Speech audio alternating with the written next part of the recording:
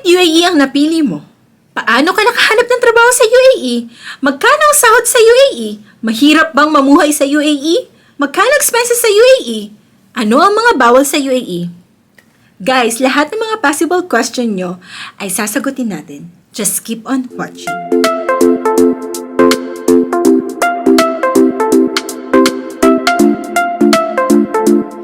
Hey lovely people! Welcome to another vlog. Kung bago ka sa channel ko, this is Hazel, ang Pinay Expat living in UAE. Okay guys, bago natin sagutin ang mga possible question nyo, let me give you a simple introduction about UAE. UAE is 8 hours away from Manila via direct flight. Sinasabi nila na ang UAE ay isa sa pinaka-fastest growing country in the world. Kaya naman hindi nakakapagtaka na maraming expat ang naninirahan at nagtatrabaho sa bansang UAE. At isa na dyan ay ang mga Pilipino na tinatawag ang UAE na kanilang second home.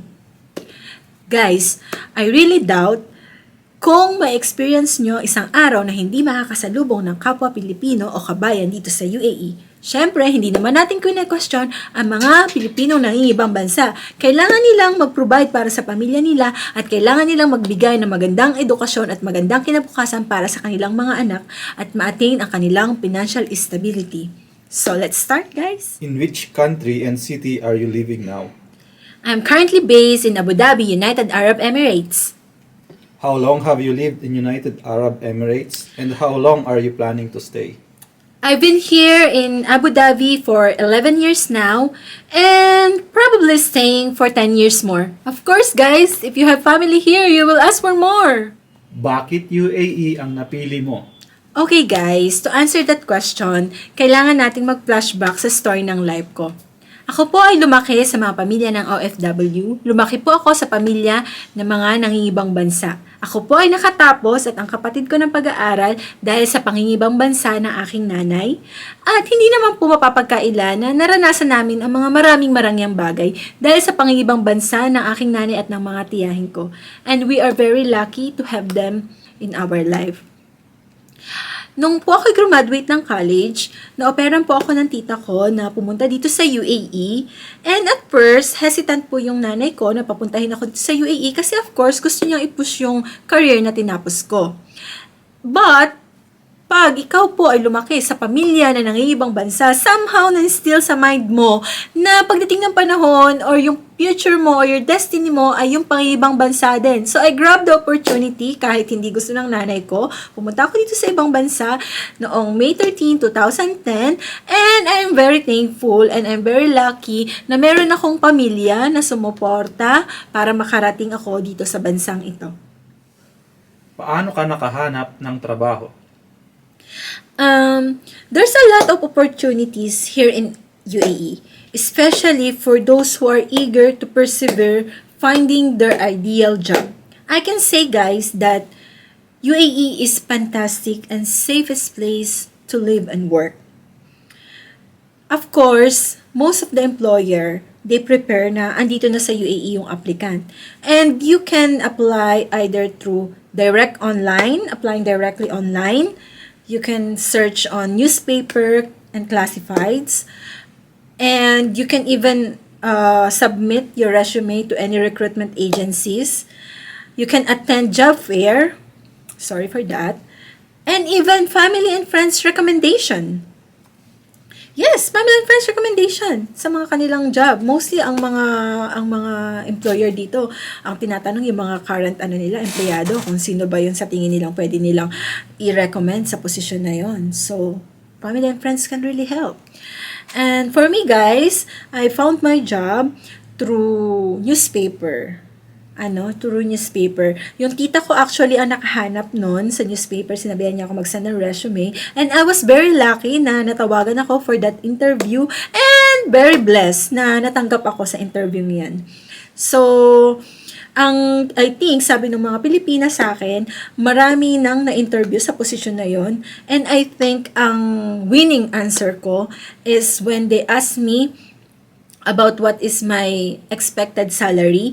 So of course guys, I don't have yet foundation during that time. I don't have experience. That's my first time here in UAE. So I think my answer is, sir, because this is my first time in UAE, I don't have that experience yet.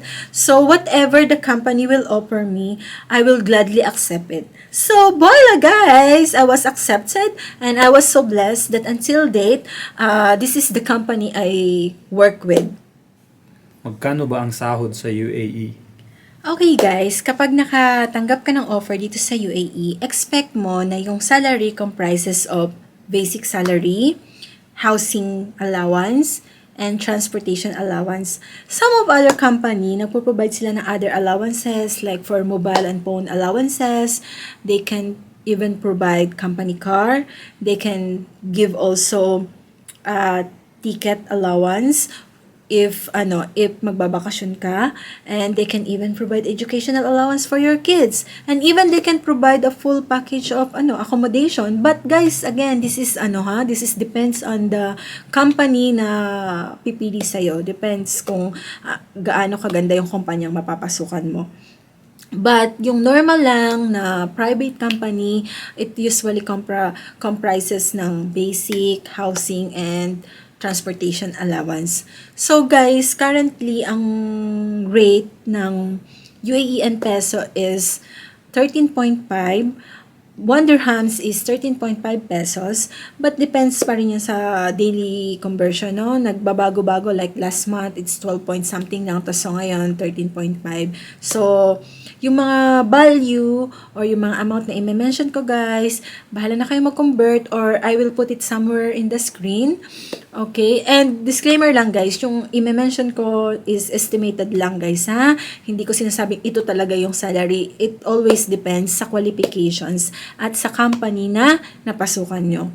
So, kung ang tatargetin mo or kung nakapasok ka sa mga retail industry or yung sa restaurant and sa mall, I think the range salary na na-offer nila is between 2,000 to 3,000 or 3,500, depende sa sa qualification mo, kung may experience ka na or kung first time ka pa lang dito sa UAE, mas mababa. So next is kung office work ka naman or admin clerk, magre-range yan from 3,000 to 4,500. And kapag medyo mataas na yung educational background mo, like mga nurses, I think it will range from 7,000 to 15,000 dirhams. Again guys, disclaimer, okay? Depende yan sa company. Depende yan sa qualification, sa experience mo. Okay? Pag nurses ka, minsan maganda yung offer talaga, especially kapag sa government ka, meron silang accommodation talaga provided sa kanila. And then, so kung level naman ng sa mga house, mga housemaid, okay, yung mother ko, di ba, previously, nangatulungan talaga siya, nakapagtapos nga kami dahil sa pangatulungan niya. Siguro ang range pag salary, pag sa house ka nagtrabaho is from 1,500 to 2,500. Depende yan sa amo nyo guys, okay? Paano mamuhay sa UAE? Mahal ba ang mga expenses? Okay guys, paano mamuhay dito sa UAE? Napakadaling mamuhay dito sa UAE guys. Especially yung government dito, provide talaga nila yung the best para sa mga residents. Like for us, libre yung namin, yung insurance namin. Provided siya ng company. Ang company hindi makakapag-provide ng visa dito sa Abu Dhabi or makaka-renew kapag walang insurance ang i-hire nilang empleyado. So, we are very lucky for that. And then, napaka-accessible ng mga places dito sa UAE. Yung malls, yung mga park, very accessible talaga. So guys, nung dumating ako dito way back 2010, yung bus napakamura, 1 dirham lang. So syempre as times goes by, tumataas syempre ang mga bilihin, ang mga expenses. So I'm gonna share you lang yung ranges na expenses na kailangan mong paglaanan every month dito sa UAE. So, kapag bed space or yung mga sharing na sinasabi nga, the amount will range from 650 to 800.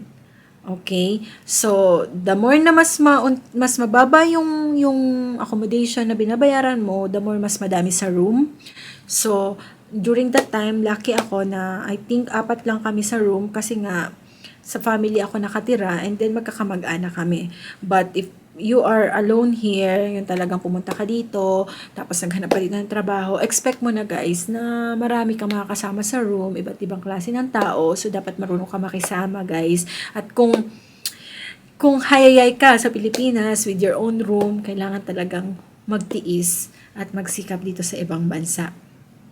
Sa transportation naman, siguro pwede kang maglaan from 200 to 300 dirhams. For food naman, pwede ka nang mag-range from 300 to 350. Yun, pinaka-cheapest na yun. So, total na pwede mong ilaan sa monthly mo for your expenses here is 1,150 dirhams to 1,400 dirhams. Ano ang mga bawal sa UAE? Okay guys, kahit saang bansa na pupuntahan ninyo, no, it's very important na maging respectful and be mindful tayo sa tradition at culture ng ibang bansa or ng bansang pupuntahan natin guys. Dito sa UAE, bibigyan ko kayo ng mga ilang mga bawal or dapat hindi natin gagawin kapag nandito tayo sa UAE. Una guys is avoid taking pictures with strangers. Yung hindi ba nila alam guys na nagkuha kayo ng pictures tapos ipopost natin sa social media, avoid it guys. Second is avoid taking pictures of the government buildings, royal palaces, embassies, and consulates. Guys, maraming mga signage dyan na pinagbabawal na mag-take ng picture. So please, kahit gaano kaganda yung building, your palace, kapag sinabing bawal, bawal guys. Be a law-abiding residents, 'di ba? Or kung tourist ka pa lang, please follow, okay? And then guys, do not cross the street if hindi siya pedestrian lane. Ako guys, oh my God, nagka-fine na ako one time. I think it was 2011.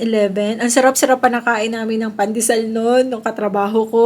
And then guys, tanan, na-finean ako guys, at ang mahal-mahal ng fines.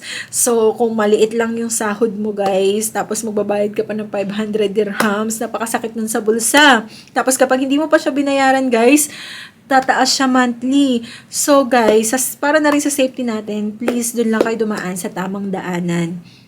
And next guys, of course, avoid wearing revealing dress or clothings, no? Avoid yung mga kita yung cleavage, kita yung singit, yung mga pek-pek shirt natin dyan guys. Iwan nyo na muna yan, sa bahay nyo na lang muna yan suotin, wag sa public, ano? And also guys, avoid yung PDA, yung kisses, hugging sa labas, sa public. Bawal yan, i-private nyo na lang yan guys, okay?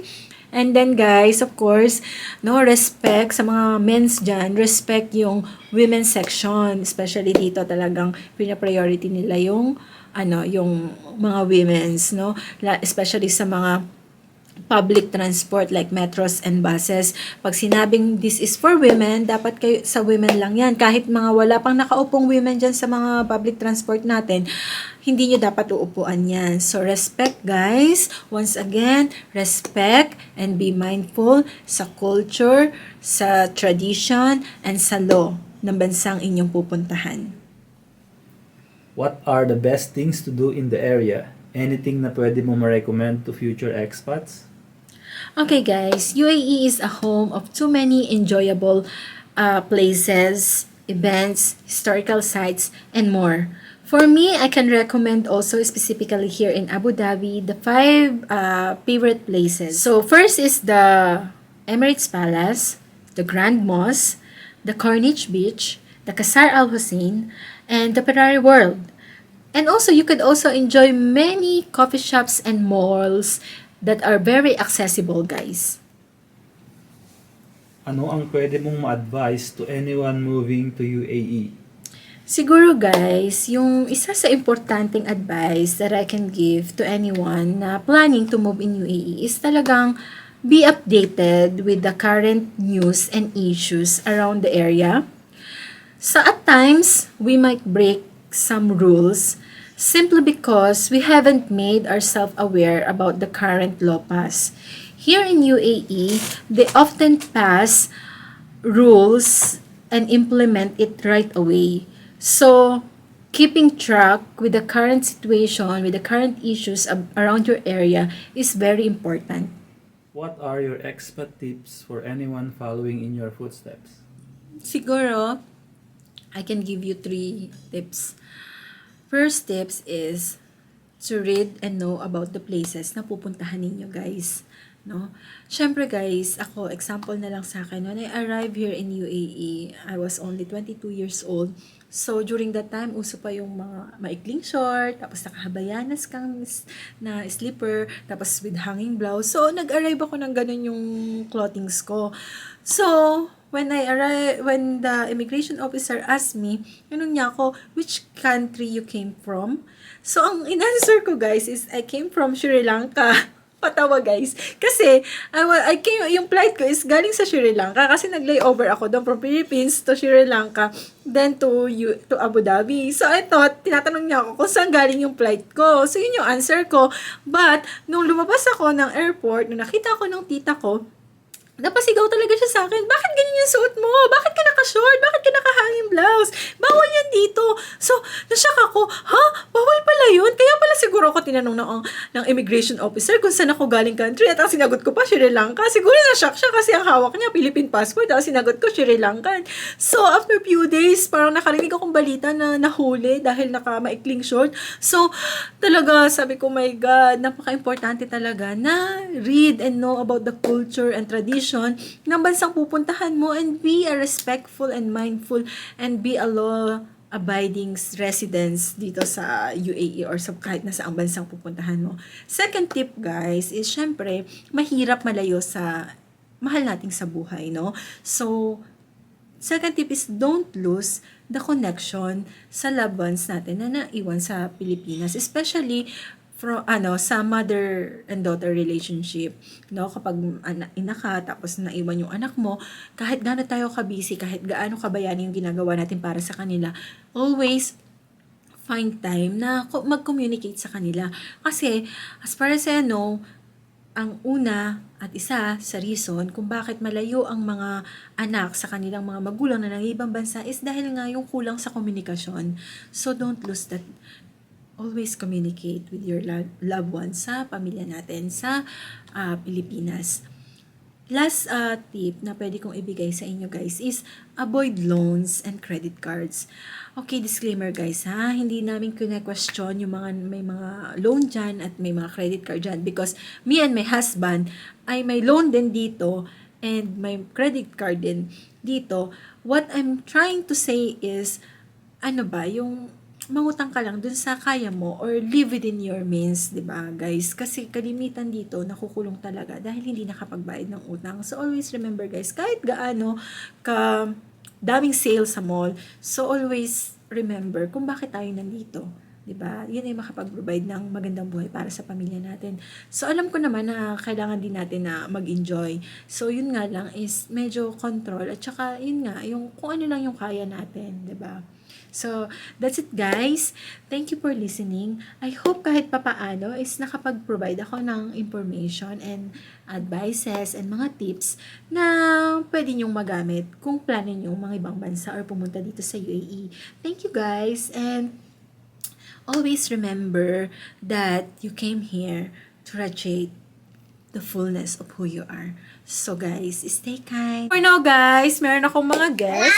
They really would like to say hi and to be with me in this vlog. So let me call my eldest daughter, which is Melissa. Come on, say hi. Say hi. Hi. I want to call my youngest. Her name is Catherine Zoe Cario. Zoe Cario. Sagalala. And these are my children.